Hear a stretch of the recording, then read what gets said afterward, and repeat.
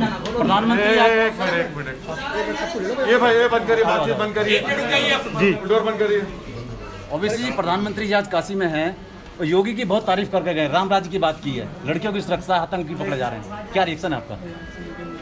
ये बड़े ही दुख की और अफसोस की बात है और बड़ा ताज्जुब भी हो रहा है कि देश के प्रधानमंत्री हैं और उत्तर प्रदेश की जनता की तकलीफ़, उनकी मौत, उनकी बेबसी से इतना डिस्कनेक्ट हैं देश के प्रधानमंत्री कि आज बजाय वो हकीकत का इकरार करते और वो ये कहते कि उत्तर प्रदेश की सरकार और नरेंद्र मोदी की दिल्ली की सरकार कोविड के सेकेंड वेव में देश की जनता को उनकी जान बचाने के लिए हम नाकाम साबित हुए।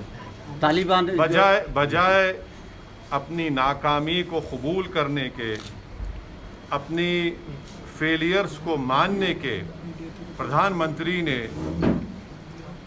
उत्तर प्रदेश में जो कम से कम 2 से 3 लाख लोग की सेकेंड वेव कोविड में जो मौत हुई है, जिनकी लाशें आपने मीडिया ने दिखाई कि पानी के ऊपर तीर रही थी, जिनकी लाशें किनारों पर निकल कर आ रही थी तो कुत्ते उनको खा रहे थे, वो मरने वालों की लाशें प्रधानमंत्री ये भूल चुके हैं कि वो किसी के बाप की थी, किसी के माँ की थी, किसी के बेटे की थी और उनकी ज़िंदगी की एक डिग्निटी थी। तो बड़े ही अफसोस की बात है कि देश के प्रधानमंत्री ने उस प्रदेश में आकर जहाँ से वो वहाँ के एमपी भी हैं, वो अपनी नाकामी को, अपने स्टेट के गवर्नमेंट की नाकामी को कबूल करते, उन्होंने लाखों मरने वालों के परिवार के ऊपर नमक उस पर फेंका है। अगर वो इस बात का इकरार कर लेते कि हाँ, जो जनता ने हमसे एक्सपेक्टेशन किया था हम उस पर नहीं उतरे, तो यकीनन उन मरने वाले परिवार को थोड़ी सी राहत होती कि चलो देश का हमारा जो प्रधानमंत्री है, जिसको उत्तर प्रदेश की जनता ने इतना बड़ा बहुमत दिया, मेजॉरिटी दी, वो हमारी तकलीफ़ को समझता है। लखनऊ से जो स्टेशन से पकड़े थे लोग, लखनऊ से 2, उनको जमीयत उल हिंद ने सपोर्ट किया, लीगल सपोर्ट किया, क्या रिएक्शन है? देखिए, आप और हम इंशाअल्लाह ताला नहीं मालूम कितनी जल्दी कोर्ट उसका फैसला करेगा, मगर अगर कल कोर्ट उनको अपने फैसले में उनको बेगुनाह करार देता है, तो क्या जो मीडिया और जो मीडिया के चैनल पर जाकर लोग बड़ी बड़ी बातें कर रहे हैं, क्या वो माफ़ी चाहेंगे?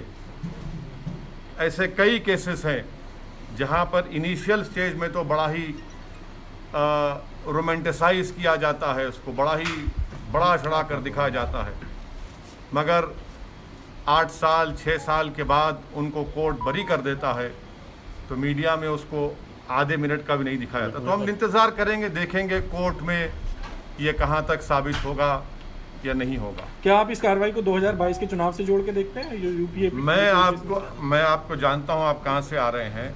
मैं यही बता रहा हूँ कि 2022 के असेंबली विधानसभा के चुनाव में योगी आदित्यनाथ की सरकार की गवर्नेंस की नाकामी, कोविड में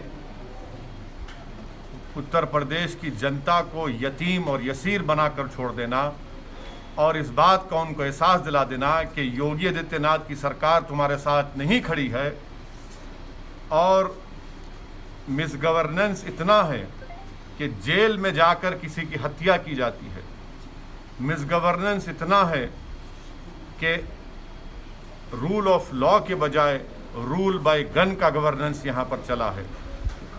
लाखों करोड़ों की तादाद में उत्तर प्रदेश का नौजवान बेरोजगार हो चुका है। किसान परेशान है मोदी सरकार की किसान पॉलिसी के, उसमें आज भी आप देखते हैं कि महीनों हो चुके हैं किसान डटा हुआ है अपनी जगह पर। माइनॉरिटीज़ के लिए कोई स्कूल का इंतज़ाम नहीं। यही संबल में बताइए आपने 5 साल 4.5 साल में कोई डिग्री कॉलेज खोला सिवाय MQM के? उत्तर प्रदेश में highest drop out rate school में अगर किसी का है तो मुसलमानों का है, लिटरेसी रेट अगर किसी का कम है तो मुसलमानों का है, और फीमेल में सबसे कम है तो मुस्लिम महिलाओं का है, ग्रेजुएशन में सबसे कम है तो मुसलमान है, पीजी में सबसे कम है तो मुसलमान है। क्या गवर्नेंस आपने किया? तो ये मुद्दे रहेंगे। और उत्तर प्रदेश की जनता, जो इन लोगों की जानें चली गई कोविड में, जिसकी योगी सरकार उनको ऑक्सीजन मुहैया कर सकी, ना वक्त पर उनको दवाई पहुंचा सकी, ये सब मुद्दे रहेंगे। अभी जैसे प्रधानमंत्री जी ने कहा कि जो धार्मिक यात्राएं उनको बंद कर दें थर्ड वेव के उसमें मद्देनजर, लेकिन यूपी में योगी आदित्यनाथ ने कहा कि नहीं, तो प्रधानमंत्री, अब जब प्रधानमंत्री की बात या तो उत्तर प्रदेश के मुख्यमंत्री सुनेंगे या नहीं सुनेंगे मुझे नहीं मालूम। जब देश के प्रधानमंत्री ये कह रहे हैं तो क्या उनका मुख्यमंत्री सुनेगा? ये तो आपको सवाल उनसे करना चाहिए, आप खामखा मुझसे कर रहे हैं। जी, एक बात उठी है मुरादाबाद से। आप पूछ लीजिए। समाजवादी पार्टी के साथ आपका गठबंधन हो पाएगा या नहीं? बोलिए, सवाल कर लीजिए। मेरे साथ मौजूद है। हाँ, बिल्कुल तैयारी करना है।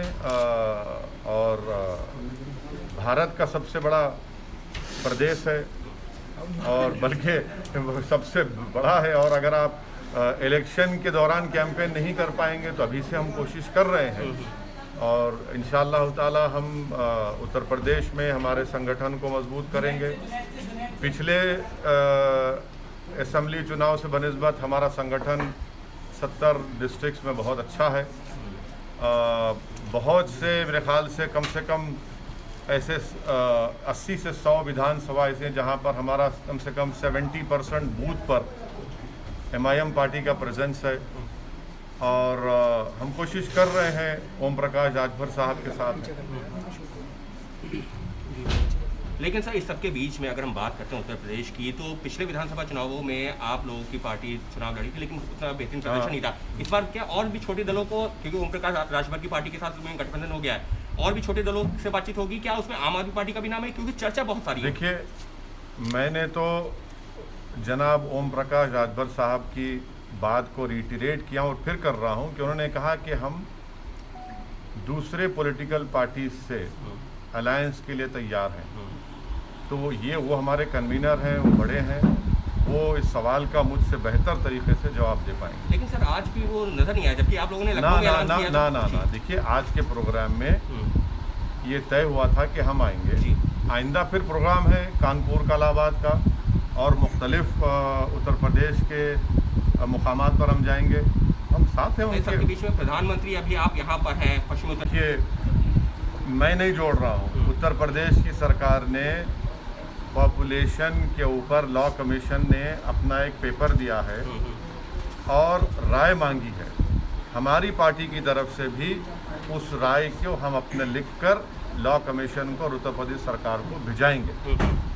और हमारा मानना ये है कि जो TFR रेट है, अगर हम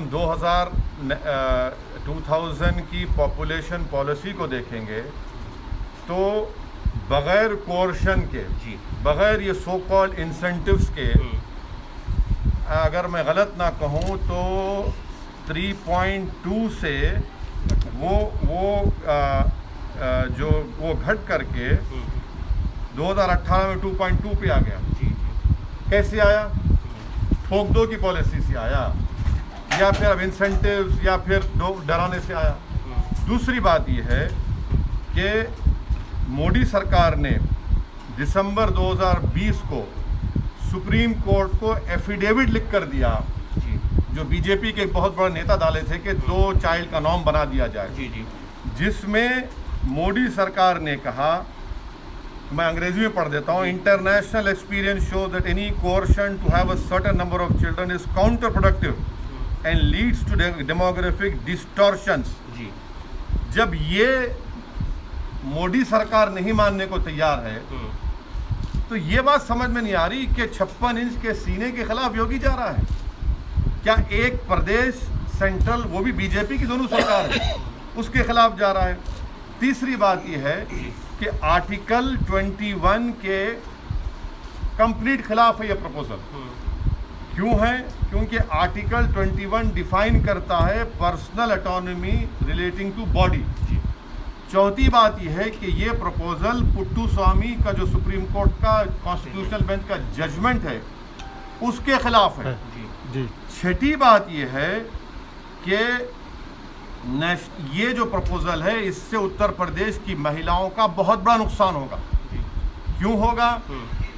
स्टेरिलाइजेशन सबसे ज़्यादा देश में 93% सिर्फ महिलाओं का होता है और आप ये कह रहे हैं कि स्टेरिलाइजेशन आप करवा ले, तो ये महिला को राइट मिलना चाहिए कि वो डिसाइड करे। जो हमारी नेशनल पॉपुलेशन पॉलिसी थी उसमें हमने ये कहा कि आप शादी इस उम्र में करिए, एक बच्चे के पास स्पेस दीजिए। तीसरा, हमने एजुकेशन का इंतजाम किया। ये इस बात पर योगी की सरकार का कुछ ताल्लुक ही नहीं है। लेकिन और सुन ले पूरा आप सुन लीजिए, हम जरा तैयारी करके आए थे, आप मालूम आप हमारा इस्तकबाल करेंगे इन बातों से। अब अहम बात यह है कि हेल्थ के मामले में योगी सरकार तो उत्तर प्रदेश जनता को धोखा दिया है। हम डेटा दे रहे हैं। मैं उत्तर प्रदेश के मुख्यमंत्री जो हर टीवी के इंटरव्यू में असदुद्दीन ओवैसी के मजनू बन चुके हैं और बार बार लैला को याद करते हैं, हमको ये बता दें कि रूरल उत्तर प्रदेश में जो शॉर्टफॉल है हेल्थ सब सेंटर्स का, क्या वो 40% नहीं है? रूरल उत्तर प्रदेश में जो पब्लिक हेल्थ PHCs हैं वो 49% का शॉर्टेज है नहीं है। कम्युनिटी हेल्थ सेंटर्स में 53% का शॉर्टफॉल है और उस कम्युनिटी हेल्थ सेंटर्स में 84% स्पेशलिस्ट नहीं है। हम उत्तर प्रदेश के मुख्यमंत्री से पूछना चाह रहे हैं कि 22 नवंबर 2019 को लोकसभा में मोदी सरकार ने एक जवाब में कहा कि उत्तर प्रदेश में डॉक्टर पेशेंट का वर्स रेशियो है। क्या है वो? कि सैंक्शन स्ट्रेंथ जो है 4509 डॉक्टर्स की है और सिर्फ 1344 काम कर रहे हैं और आप कह रहे हैं कि पॉपुलेशन कंट्रोल करेंगे। लेकिन सर सुनिए प्रधान और प्रधानमंत्री जिससे आपको बड़ी मोहब्बत है, देश के प्रधानमंत्री जरूर हैं, मोहब्बत करना कोई जरूरी नहीं है किसी प्रधानमंत्री से, आप उनके खिलाफ भी बोल सकते, संविधान कहता है। सुनिए जुलाई 1 को देश के प्रधानमंत्री ने कहा था कि इस देश में demographic dividend presents a huge opportunity. Demographic dividend क्या है? 15 साल से लेकर 59 ईयर्स तक ये वर्किंग पॉपुलेशन पूरे विश्व में किसी के पास नहीं है जो भारत में है।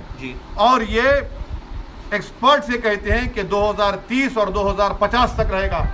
आप पॉपुलेशन कंट्रोल के बजाय पॉपुलेशन को एम्प्लॉयमेंट नहीं देते, पॉपुलेशन को पढ़ाने के लिए स्कूल का इंतजाम नहीं करते, बच्चियों को पढ़ाने का इंतजाम नहीं करते, आप अस्पताल नहीं खोलते, अस्पताल अगर हैं तो डॉक्टर्स नहीं है।